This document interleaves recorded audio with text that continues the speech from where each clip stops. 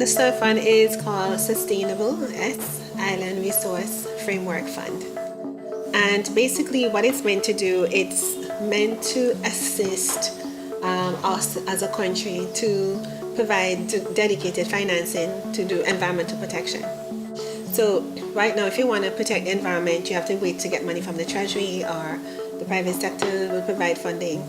And once it gets into the Treasury, there is a waiting time. You're in a queue. The SIRF fund is designed to be able to provide funds in time. So instead of cleaning up after an environmental issue, which is the way the Treasury works, we're going to stop it from happening in the first place, which is not the way the Treasury works. All of us have to meet our environmental obligation, and some people can do it, but a significant portion of our population can't afford to do it. So the role of the SIRF fund is to help them to be able to be part of the solution.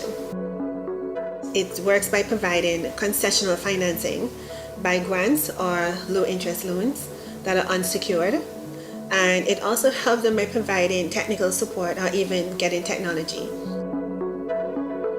The Department of Environment is meant to provide support and oversight for the SIRF Fund during its startup phase. And then there is a general board called the SIRF Fund Board that also provides oversight in general. And after the startup phase, then the SIRF Fund will be able to, it's basically structured to operate on its own. The DOE is currently mandated to provide funding for the public and private sector, as well as civil society, and 15% annually of those funds will go towards non-governmental as well as community-based groups. The Department of Environment has basically leveraged US 10 million from the Adaptation Fund, as well as US 20 million from the Green Climate Fund, and that's through the Enhanced Direct Access pilot program that we're currently implementing in Cashew Hill. And through that, the SIRF Fund is able to get funding to support locally led adaptation. So far, we've received a little over $300,000, and this will be going towards the development of a community center. The community center will have in it a cistern, a room for persons to shelter in case of disasters, whether hurricanes, earthquakes, or maybe fires, and it will be a self-contained community services center. The application was very simple. Put it in, and within 3 months we got an approval. Right away we attacked the drought situation. That was instantaneously, that was first. We were able to fully extend the guttering, seamless gutters around the house. The SIRF fund coming on stream allowed us to do that. We were also able to acquire 2 additional tanks, water tanks, as a backup supply, 1,000 gallons.